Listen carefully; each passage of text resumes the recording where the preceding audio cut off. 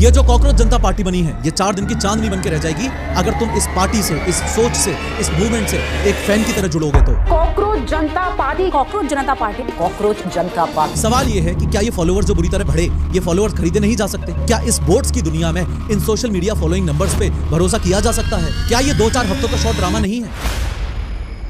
इसलिए जो भी लोग इस कॉकरोच जनता पार्टी को चला रहे हैं या फिर चलाने वाले हैं, उनको मैं ये रोड मैप देना चाहता हूं। भूल गए क्या, कॉकरोच जनता पार्टी जैसा ये कुछ पहली बार थोड़ी ना हुआ है। अगर ये सिर्फ मीम होता ना तो 5 लाख से ज्यादा लोग अचानक से साइन अप नहीं करते। सोचो जरा, एक लफ्ज जो देश की सबसे ऊंची अदालत से एक गाली बन के निकला और सिर्फ 24 घंटे बाद उसी लफ्ज के नीचे 37 लाख लोग आ खड़े हुए। एक मीम, एक मजाक, देखते ही देखते एक पूरी satirical online political party kind of बन गया। नाम कॉकरोच जनता पार्टी। और अगर तुम ये सोच रहे हो कि ये सिर्फ एक वायरल ट्रेंड है जो 2-3 दिन में ठंडा पड़ जाएगा, तो हो सकता है तुम सही हो, पर हो सकता है तुम गलत भी हो। 15 मई 2026 सुप्रीम कोर्ट की एक ओपन हियरिंग चल रही थी। रिपोर्ट्स और ओरल ऑब्जर्वेशंस जो वायरल हुई, उनके according honourable chief justice Suryakant ने कहा कि देश के बेरोजगार नौजवान कॉकरोचेस जैसे हैं, जिन्हें ना कोई नौकरी मिलती है, ना प्रोफेशन में कोई जगह, और इनमें से कुछ मीडिया बन जाते हैं, कुछ सोशल मीडिया, कुछ आरटीआई एक्टिविस्ट, और फिर ये कॉकरोचेस सब पे अटैक करने लगते हैं। इतने पे बात रुकी नहीं, उन्होंने आगे जोड़ा ये पैरासाइट्स ऑफ सोसाइटी हैं, यानी वो कीड़े जो समाज का खून चूस के जीते हैं। अगले ही दिन 16 मई को एक 30 साल का लड़का सामने आया, नाम अभिजीत दीपके। वो कभी आम आदमी पार्टी की सोशल मीडिया टीम का हिस्सा रहा था 2020 से 2023 तक। उसने एक्स पर एक सिंपल सा गूगल फॉर्म डाला और साथ में लिखा सारे कॉकरोचेस के लिए एक नया प्लेटफॉर्म। और बस यहीं से जन्म हुआ कॉकरोच जनता पार्टी का। इस नाम को ध्यान से देखो, ये सिर्फ एक गाली नहीं है, ये एक शातिर वर्ड प्ले है। भारतीय जनता पार्टी यानी बीजेपी और उसके ठीक सामने कॉकरोच जनता पार्टी यानी सीजेपी। मतलब देश की सबसे बड़ी पार्टी के नाम को उठा के ही उसका सीधा मजाक बना दिया गया। और ये मजाक सिर्फ यहीं नहीं रुका, पार्टी की टैगलाइन रखी गई voice of the lazy and unemployed, यानी आलसी और बेरोजगार लोगों की आवाज। पार्टी ने खुद को बताया a political front of youth, by the youth, for the youth, यानी कि यूथ का यूथ के द्वारा और यूथ के लिए। और अपनी सोच लिखी सेक्युलर, सोशलिस्ट, डेमोक्रेटिक और लेजी। यहाँ तक कि मेंबर बनने की एलिजिबिलिटी भी एक मजाक है। बेरोजगार होना चाहिए, आलसी होना चाहिए, क्रॉनिकली ऑनलाइन होना चाहिए और प्रोफेशनली रेंट करने की एबिलिटी होनी चाहिए। पर यहाँ एक ट्विस्ट है, ये सब तो मजाक था, पर जो नंबर्स आए वो बिल्कुल मजाक नहीं थे। इंस्टाग्राम अकाउंट पहले 24 घंटे में ही 50 लाख से ज्यादा फॉलोअर्स क्रॉस कर गया और अभी तक टोटल 1.5 करोड़ फॉलोअर्स हो चुके हैं इंस्टाग्राम पे। सिर्फ 2 दिन में ही बीजेपी के टोटल इंस्टा फॉलोअर्स भी काट दिए और शुरू में ही 3,50,000 से ज्यादा लोग गूगल फॉर्म भर के इसके मेंबर बन गए। महुआ मोइत्रा और कीर्ति आजाद जैसे बड़े नेता पब्लिक में इस पार्टी से जुड़ने की बात करने लगे। और सबसे बड़ी बात, सीजेपी के सपोर्टर्स बिहार की बांकीपुर बाई इलेक्शन लड़ने तक का सोचने लगे। यानी कि सिर्फ एक सटायर, सिर्फ एक मजाक धीरे धीरे इलेक्टोरल पॉलिटिक्स की तरफ बढ़ने लगा। क्योंकि नंबर्स इतने खतरनाक तरीके से बढ़ते जा रहे थे, एक मूवमेंट सा बनता जा रहा था, तो शायद सिस्टम को भी अपनी गलती समझ आ गई थी। इसलिए उसी 16 मई को बैकलैश के बाद ऑनरेबल चीफ जस्टिस ने एक क्लैरिफिकेशन दे दिया। उन्होंने कहा कि उनके शब्द मिसकोट किए गए और वो असल में उन लोगों की बात कर रहे थे जो फेक और बोगस डिग्री लेके लीगल प्रोफेशन में घुस जाते हैं। पर तब तक बहुत देर हो चुकी थी, तब तक ये इंटरनेट मूवमेंट इस बात को अपना बना चुका था। इसलिए क्लैरिफिकेशन से वो आग बुझी नहीं, बल्कि वो आग और तेज हो गई। अगर ये सिर्फ मीम होता ना तो 5 लाख से ज्यादा लोग अचानक से साइन अप नहीं करते। असली कहानी इस ब्रांडिंग के नीचे छुपी है और वो कहानी है इंडिया के पढ़े लिखे नौजवानों के बेरोजगार होने की, जो कि नंबर्स में क्लियरली दिखती है। देखो, एक नंबर है जो सबको दिखाया जाता है, नेशनल अनएम्प्लॉयमेंट रेट का, जो कि है सिर्फ 5.1%। सुनने में सब शांत लगता है, सब ठीक लगता है, पर यहीं पे ही सबसे बड़ा खेल छुपा हुआ है। क्योंकि जिस पल तुम सिर्फ नौजवानों का नंबर अलग से देखते हो ना, ओवरऑल नहीं, सिर्फ नौजवानों का नंबर 15 से 29 साल वालों का, तो वो हो जाता है 15.2% लेटेस्ट PLFS के हिसाब से, that is periodic labour force survey, यानी ओवरऑल से करीब 3 गुना ज्यादा। और अगर तुम शहर के पढ़े लिखे नौजवानों को देखो तो वो और परेशान है, करीब 17% तक अनएम्प्लॉयमेंट। एक टाइम पे तो ये नंबर 17.8% तक पहुंच गया था। अब सबसे चुभने वाली बात, ग्रेजुएट अनएम्प्लॉयमेंट, यानी कि डिग्री हाथ में होने के बाद भी कोई नौकरी नहीं, ये नंबर है करीब 13%। और अर्बन यंग वुमेन का नंबर तो और भी चौंका देने वाला है, 20% के ऊपर। और रुको, ये सिर्फ इंडिया की बीमारी नहीं है, पूरी दुनिया के नौजवानों का आंकड़ा 12.6% के आसपास है। पर असली चुभन तो अभी बाकी है, क्योंकि मसला सिर्फ बेरोजगारी का है ही नहीं,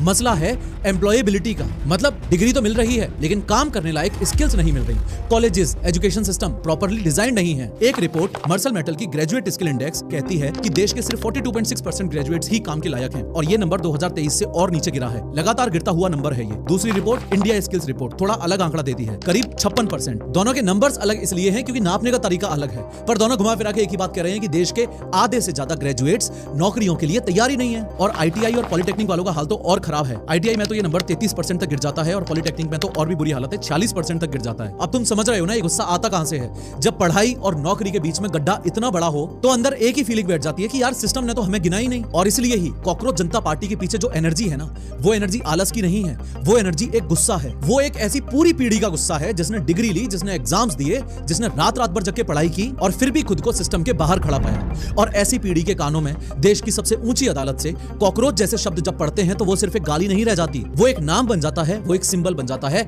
वो एक पूरा मूवमेंट बन जाता है। और यही इस पूरे मूवमेंट की सबसे बड़ी सच्चाई है और सबसे बड़ी ताकत है। जवानी के सबसे कीमती साल तुमने एक ऐसे सिस्टम के आगे भीख मांगने में निकाल दिए जिस सिस्टम को तुम्हारी कोई फिक्र ही नहीं है। और आगे भी यही होगा और तुम दूसरों के बनाए सिस्टम की लाइन में लगोगे। इस सड़े हुए सिस्टम के खिलाफ आवाज बिल्कुल उठाओ, पर साथ ही साथ अपना खुद का सिस्टम भी बनाओ, अपना खुद का पर्सनल ब्रांड बनाओ, अपनी खुद की ऑडियंस बिल्ड करो। सिर्फ तुम्हारे लिए मैं cockroach Janta party special 20% discount coupon code दे रहा हूं, दैट इज CJP20। मैंने अपने content creators cheat code course के अंदर यही बताया है कि एक ऐसी दुनिया में जहां हर कोई सोशल मीडिया इन्फ्लुएंसर बनने निकल पड़ा है, इस दौर में खुद का एक पर्सनल ब्रांड कैसे बनाना है, कैसे अपने कॉम्पिटिटर्स को धोबी पछाड़ देनी है और कैसे एक सक्सेसफुल कंटेंट क्रिएटर बनना है। पूरा ब्लूप्रिंट पाने के लिए अभी के भी डिस्क्रिप्शन या पिन कमेंट में दी गई लिंक की मदद से professorofhow.com पे जाओ, अपना प्लान चूज करो, कूपन कोड अप्लाई करो CJP20 और अभी के अभी इस कोर्स में एडमिशन लेके एक सक्सेसफुल कंटेंट क्रिएटर बनने की जर्नी की शुरुआत करो। वापस मुद्दे पे आते हैं। यहाँ एक और असलियत है जो शायद उतनी मीठी नहीं है। सवाल ये है कि क्या ये फॉलोअर्स जो बुरी तरह बढ़े, ये फॉलोअर्स खरीदे नहीं जा सकते? क्या इस बोर्ड्स की दुनिया में इन सोशल मीडिया फॉलोइंग नंबर्स पे भरोसा किया जा सकता है? क्या ये 2-4 हफ्तों का शॉर्ट ड्रामा नहीं है? क्योंकि ताकत एक चीज है और उस पूरी ताकत को जीत में बदलना बिल्कुल दूसरी चीज। वायरल हो जाना एक बात है, पर जीत जाना बिल्कुल अलग बात है। ये जो कॉकरोच जनता पार्टी बनी है, ये 4 दिन की चांदनी बन के रह जाएगी अगर तुम इस पार्टी से, इस सोच से, इस मूवमेंट से एक फैन की तरह जुड़ोगे तो। लेकिन यही पार्टी यूथ को एक सही डायरेक्शन में भी ले जा सकती है, लेकिन सिर्फ तब जब तुम इससे एक क्रिटिकल थिंकर बनके जुड़ोगे। क्योंकि यही तो फर्क है एक फैन में और एक सोचने वाले इंसान में। क्रिटिकल थिंकर सबसे पहले अपनी कमजोरियों को पकड़ता है, अपनी सोच की कमजोरियों को पकड़ता है। और अगर तुम ध्यान से देखोगे तो इस पूरे CJP के मॉडल में 5 बड़ी कमजोरियां हैं। पहली और सबसे बड़ी, साइन अप कर देना, वोट डालना नहीं होता। एक गूगल फॉर्म भरना सिर्फ 30 सेकंड का काम है, पर बूथ तक जाके वोट डालना या जमीन पर उतर के लोगों को ऑर्गेनाइज करना, ये बिल्कुल अलग खेल है। 5 लाख फॉर्म भरने वाले लोग और 5 लाख जमीन पे खड़े वोटर, ये 2 बिल्कुल अलग चीजें हैं। रिसर्चर्स इसे एक नाम देते हैं सिलेक्टिविज्म, यानी थोड़ी देर का इमोशनल जोश बिना किसी कमिटमेंट के, और ये जोश सिर्फ तब तक चलता है जब तक इसको कोई संभालने वाला हो। और यही दूसरी दिक्कत सामने आती है, ये पूरा का पूरा मूवमेंट लीडरलेस है। और लीडरलेस होने का मतलब होता है डायरेक्शनलेस। नेटवर्क भले ही कितना ताकतवर हो, लेकिन वो बिना सही स्ट्रक्चर के अपना गोल ही तय नहीं कर पाता। और अगर बीच में एक भी गलती या एक भी सेटबैक आ गया तो उसे संभालने वाला कोई नहीं है। एनोनिमस भीड़ बहुत जल्दी बनती है, लेकिन उतनी जल्दी ही बिखर भी जाती है। और बिखरने की ये रफ्तार इंटरनेट की एक और सच्चाई को सामने लाती है, जो कि ये है कि इंटरनेट के गुस्से की शेल्फ लाइफ बहुत शॉर्ट होती है। ये गुस्सा कुछ ही हफ्तों में अपने पीक पर पहुंचता है और फिर अगला ट्रेंड आते ही ठंडा पड़ जाता है। और इस बीच अगर कोई पक्का इंस्टीट्यूशन नहीं बना तो ये जितनी भी एनर्जी है, ये सारी एनर्जी भाप बन के उड़ जाएगी। और सबसे इंटरेस्टिंग दिक्कत तो इस पूरे मूवमेंट के नाम में ही छुपी हुई है। सोचो, लेजी, अनएम्प्लॉयड, कॉकरोच, इस गाली को अपना नाम बना लेना एक तरफ तो बहुत पावरफुल है, पर इसमें एक छुपा हुआ खतरा भी है। अगर तुम्हारी पूरी पहचान ही शिकायत और आलस पर टिक जाए तो धीरे धीरे ये सोच मैं बदल सकता हूं वाली ताकत की जगह मेरे साथ गलत हुआ है वाली शिकायत की तरफ मुड़ जाती है। और यही बात हमें इस पूरे मूवमेंट की सबसे कमजोर कड़ी पे लेके आती है। आउटरीच प्रॉब्लम बताता है, सॉल्यूशन नहीं। और ये तो मानना ही पड़ेगा, CJP ने सवाल बहुत शानदार उठाए हैं, पर बेरोजगारी, स्किल गैप, एजुकेशन रिफॉर्म, ये ऐसे मुद्दे नहीं हैं जो मैनिफेस्टो के चंद स्लोगन से हल हो जाएंगे। इनके लिए चाहिए सोच समझ के बनाई गई पॉलिसी, इनके पीछे लगाया गया बजट और सालों साल की मेहनत। भूल गए क्या, कॉकरोच जनता पार्टी जैसा ये कुछ पहली बार थोड़ी ना हुआ है। ये पहली बार नहीं है कि जब कोई गुस्सा वायरल हुआ हो और लोगों ने मान लिया हो कि बस अब तो बदलाव आ ही जाएगा। ऐसे 2 बड़े एग्जांपल्स हैं, एक तो अपने इंडिया का और एक बाहर का। और ये दोनों एग्जांपल्स हमें एक ही चीज सिखाते हैं कि भीड़ इकट्ठा करना बहुत आसान है, लेकिन उसे एक इंस्टीट्यूशन में कन्वर्ट करना बहुत मुश्किल। पहला एग्जांपल तो बिल्कुल हमारे घर का है। याद करो, साल 2011 अन्ना हजारे के एक अनशन ने पूरे देश को हिला के रख दिया था। जंतर मंतर से शुरू हुआ यह आंदोलन कैंडल मार्च बनके हर शहर तक पहुंच गया और डिमांड सिर्फ एक थी, एक स्ट्रॉन्ग जन लोकपाल। और जिन्हें नहीं पता उन्हें बता दूं, लोकपाल यानी कि ऐसी सबसे ऊंची वॉचडॉग बॉडी जिसका काम ही नेताओं और बड़े सरकारी ऑफिसर्स के करप्शन की जांच करना हो। लेकिन आखिर में क्या हुआ, आंदोलन के अंदर ही फूट पड़ गई। अन्ना खुद पॉलिटिक्स से दूर रहना चाहते थे, पर अरविंद केजरीवाल पॉलिटिक्स में उतर गए और 2012 में आम आदमी पार्टी बन गई। जिस ओरिजिनल जन लोकपाल बिल के लिए इतना सब हुआ था, वो तो 2011 में पास ही नहीं हो पाया। लोकपाल और लोकायुक्तास एक्ट आया भी तो 2013 में। लोकायुक्त यानी कि ठीक वही चीज, बस स्टेट के लेवल पर देश का पहला लोकपाल जिसके लिए लाखों लोग सड़कों पे उतरे थे, वो तो 2019 तक अपॉइंट ही नहीं हुआ। यानी पूरे 8 साल इतनी बड़ी लहर का ठोस रिजल्ट इतनी धीरे आया, ये भी एक सोचने वाली बात है। और ये सिर्फ इंडिया की कहानी नहीं है। ठीक इसी दौर में 2010 से 2012 के बीच दुनिया के दूसरे कोने में एक और बहुत बड़ी बगावत खड़ी हो रही थी। ट्यूनीशिया, इजिप्ट, लीबिया, सीरिया, यहाँ के नौजवानों ने हाई अनएम्प्लॉयमेंट, गरीबी और करप्शन के अगेंस्ट फेसबुक, ट्विटर और यूट्यूब के जरिए एक ऐतिहासिक बगावत कर दी और सोशल मीडिया ने पूरी सरकारों को उखाड़ फेंकने में पूरी मदद की। सोशल मीडिया एक पुराने सिस्टम को तो गिराने में कमाल है, लेकिन एक नए सिस्टम को बनाने में उतना ही कमजोर। एग्जैक्ट सेम नेपाल वाला केस। नेपाल में भी जेनजी मूवमेंट ने एग्जिस्टिंग सरकार तो गिरा दी, उसकी जगह जो बना वो कितना स्ट्रांग है, उसका स्ट्रक्चर सही से बना या नहीं बना, ये सब जरूरी सवाल नहीं है क्या? बिना किसी स्ट्रक्चर के, बिना किसी सेंट्रल लीडर के और बिना किसी पहले से बनी ऑर्गेनाइजेशन के कई जगह या तो पुराना ढांचा वापस लौट आया या हालत पहले से भी और ज्यादा खराब हो गई। इजिप्ट और सीरिया इसकी सबसे दुखद मिसाल है। अब अगर तुम इन दोनों के साथ कॉकरोच जनता पार्टी को बिल्कुल एक लाइन में रखकर देखो तो पैटर्न एकदम साफ नजर आ रहा है। इंडिया अगेंस्ट करप्शन, रीच पूरे देश में थी, मीडिया कवरेज जबरदस्त थी, पर रिजल्ट लोकपाल एक्ट आने और पहला लोकपाल अपॉइंट होने में पूरे 8 साल लग गए। अरब स्प्रिंग कई देशों में फैली, पूरी तरह सोशल मीडिया पर चली, पर रिजल्ट मिक्स्ड आए और कई जगह तो स्ट्रक्चर के अभाव में बिखर गई। और अब सीजेपी, कॉकरोच जनता पार्टी, करोड़ों लोग ऑनलाइन, 5 लाख से ज्यादा साइन अप्स, पर रिजल्ट वो अभी तक सिर्फ ऑनलाइन है। ठोस इंस्टीट्यूशन बनाना अभी बाकी है। और तीनों में एक बात तो बिल्कुल सच्ची है कि तीनों में गुस्सा एकदम साफ था, रीच भी रिकॉर्ड तोड़ने वाली थी, एनर्जी भी एकदम खतरनाक थी, पर परमानेंट बदलाव सिर्फ वहीं आया जहां आंदोलन के गुस्से ने उसके बाद अगला कदम उठाया, ऑर्गेनाइजेशन बनाया, इलेक्शन लड़े, पॉलिसीज बनाई और सालों साल तक उसका फॉलो अप किया। और जहां ये नहीं हुआ वहां पे पूरी ये लहर धीरे धीरे करके बैठ गई। और आज कॉकरोच जनता पार्टी एग्जैक्ट इसी दो राहे पर खड़ी है। और दो राहों पर खड़े होने का मतलब यही है, या तो ये गुस्सा आगे चलकर एक असली बदलाव बन जाए या फिर हर बार की तरह कुछ ही हफ्तों में ठंडा पड़ के वहीं बैठ जाए। तो सबसे बड़ा सवाल यही है कि इंडिया को आगे ले जाने वाला वो रास्ता, वो परमानेंट सॉल्यूशन, वो एग्जैक्टली है क्या? और जवाब सुन के शायद तुम्हें थोड़ा सा अजीब लगेगा, क्योंकि इंडिया को आगे ले जाने वाला वो अल्टीमेट सॉल्यूशन कोई वायरल हैशटैग नहीं है, कोई एक रात में खड़ी हुई पार्टी नहीं है।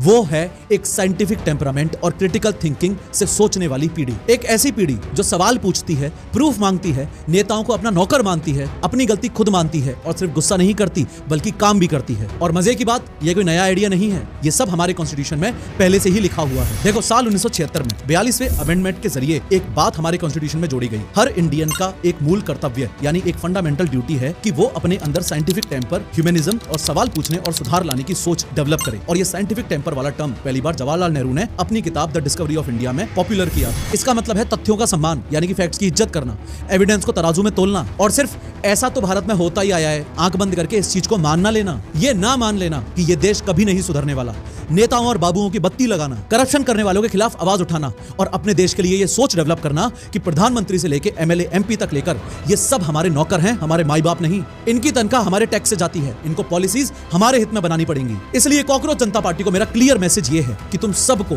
अपने अंदर साइंटिफिक टेम्परामेंट और क्रिटिकल थिंकिंग का माइंडसेट बिल्ड करना ही होगा। इनफैक्ट आज एनईपी 2020 यानी नई एजुकेशन पॉलिसी भी इसी साइंटिफिक टेम्पर को 21वीं सदी का सबसे जरूरी स्किल मानती है। पर यहाँ पे अब एक बड़ी गलतफहमी दूर करना जरूरी है।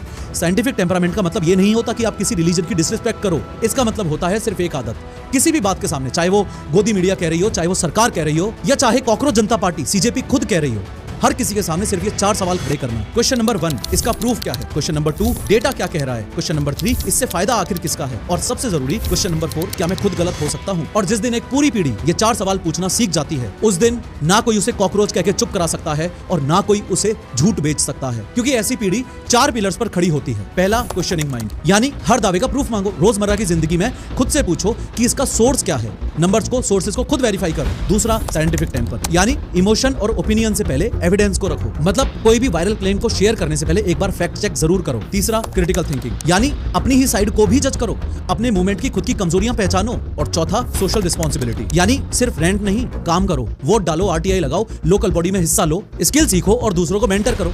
क्योंकि गुस्सा सिर्फ एक चिंगारी है और चिंगारी सिर्फ रास्ता दिखाती है, पर उस रास्ते पर चल के मंजिल हासिल करने के लिए चाहिए एक सोचने वाली, एक सवाल करने वाली, एक काम करने वाली पीढ़ी, एक जनरेशन। इसलिए जो भी लोग इस कॉकरोच जनता पार्टी को चला रहे हैं या फिर चलाने वाले हैं, उनको मैं ये रोड मैप देना चाहता हूं। उन्हें मैं बस ये कहना चाहता हूं कि नंबर्स तो तुम्हारे पास हैं, लोगों का गुस्सा तो तुम्हारे पास इकट्ठा हो गया, लेकिन उस गुस्से को जाया मत करो, उस गुस्से को चैनलाइज करो। अगर ये जनरेशन, अगर ये सीजेपी चलाने वाले लोग साफ नियत रख के उस सीजेपी को सही डायरेक्शन दें, यूथ को सही डायरेक्शन दें, तो ये मीम से निकल के इंकलाब बन सकती है। और इस परमानेंट फिक्स के 3 लेवल्स हैं। पहला लेवल है पर्सनल, यानी हर नौजवान सबसे पहले अपना स्किल गैप खुद ढूंढे, एम्प्लॉयबिलिटी का डेटा चीख चीख के एक ही बात कह रहा है कि सिर्फ डिग्री काफी नहीं है। AI, data, communication, problem solving, जो चीजें इंडस्ट्री आज मांग रही है वो सीखो, क्योंकि याद रखना नौकरी गुस्सा करने से नहीं मिलती, स्किल से मिलती है। सिस्टम तो सड़ चुका है, वो तुम्हें स्किल नहीं दे पा रहा, उसके खिलाफ आवाज भी उठाते रहो, पर अपना माइंडसेट भी इन्फॉर्मेशन बेस्ड लर्निंग से information plus skill based learning की तरफ शिफ्ट करो। दूसरा, अपनी इन्फॉर्मेशन डाइट सुधारो। हर वायरल चीज पर आंख बंद करके भरोसा मत करो, सोर्स चेक करो, डेटा पढ़ो, एक से ज्यादा एंगल से देखो। यही तो साइंटिफिक टेम्पर है रोजमर्रा की जिंदगी में। और तीसरा, अपने आउटरीच को आउटपुट में बदलो। जितना टाइम एक रील स्क्रॉल करने में निकल जाता है, उतना टाइम एक स्किल, एक प्रोजेक्ट या एक लोकल इशू पर लगाओ। पर एक अकेला इंसान सिर्फ खुद को बदल सकता है, पूरे सिस्टम को हिलाने के लिए अगला लेवल चाहिए। इसलिए अगला लेवल है सामूहिक, यानी कि इन ग्रुप्स, दैट इज पूरे मूवमेंट के लिए। सबसे जरूरी, ऑनलाइन से ऑफलाइन एक ठोस स्ट्रक्चर बनाओ। सिर्फ फॉलोवर से काम नहीं चलेगा। सीजेपी को चाहिए ऑर्गेनाइज्ड वॉलंटियर्स, लोकल चैप्टर्स और क्लियर गोल्स। अरब स्प्रिंग और अन्ना हजारे वाला इंडिया अगेंस्ट करप्शन का सबक याद है ना? स्ट्रक्चर के बिना बड़ी से बड़ी लहर भी बैठ जाती है। दूसरा, इलेक्टोरल और सिविक पार्टिसिपेशन, वोट डालो, वोटर रजिस्ट्रेशन ड्राइव चलाओ, आरटीआई लगाओ, यानी सरकार से सीधा जानकारी मांगो, और लोकल बॉडी की मीटिंग में जाओ, क्योंकि याद रखना असली ताकत बैलेट और पेपर वर्क में होती है, किसी हैशटैग में नहीं। और तीसरा, अपनी डिमांड्स को पॉलिसी ग्रेड बनाओ। एक इमोशनली अच्छे लगने वाले नारे को एक लीगली साउंड प्रपोजल में बदलो। और यूएपीए जैसे कॉन्ट्रडिक्शन अपने ही मैनिफेस्टो में डालते वक्त इस बात को याद रखो कि तुम इसी यूएपीए के खिलाफ हमेशा से लड़ रहे थे। और जब व्यक्ति और मूवमेंट दोनों बदलते हैं, तभी बदलता है पूरा देश, और यही सबसे ऊंचा लेवल है। तीसरा लेवल सिस्टमिक। इस लेवल पे सीजेपी फिलहाल कुछ नहीं कर सकती, क्योंकि वो भी सिस्टम में नहीं है, सिर्फ ऑनलाइन सोशल मीडिया नंबर्स में है, जो कि रियल वर्ल्ड में इनइफेक्टिव हैं अगर सीजेपी मेंबर्स ही ढंग के ना हो तो। पर ये सभी सीजेपी मेंबर्स सिस्टम में सुधार ला सकते हैं, नेताओं को नौकरों की तरह ट्रीट कर सकते हैं और उनसे सवाल पूछ सकते हैं। सबसे पहले इस देश की एजुकेशन को रट्टाफिकेशन से हटा के क्वेश्चन ओरिएंटेड बनाना होगा। स्कूल से ही साइंटिफिक टेम्पर सिखाओ, जो एनईपी 2020 का भी असली कोर है। दूसरा, सिर्फ ग्रेजुएट्स की गिनती मत करो, बल्कि एम्प्लॉयबल ग्रेजुएट्स बनाओ और उनके लिए नौकरियां भी पैदा करो। और तीसरा और सबसे जरूरी, इंस्टीट्यूशंस को मजबूत करो, तोड़ो मत। Independent judiciary, free press, fair elections, इन्हें और बेहतर बनाना है, अपने गुस्से से इन्हें कमजोर नहीं करना। और जिस हद तक ये सिस्टम सड़ चुका है, ये बहुत बड़ा काम है, बहुत टाइम लगेगा। जिस कॉकरोच को एक गाली समझ के फेंका गया था, उसी कॉकरोच में इस पूरे मूवमेंट की सबसे बड़ी सीख छुपी है। सोचो,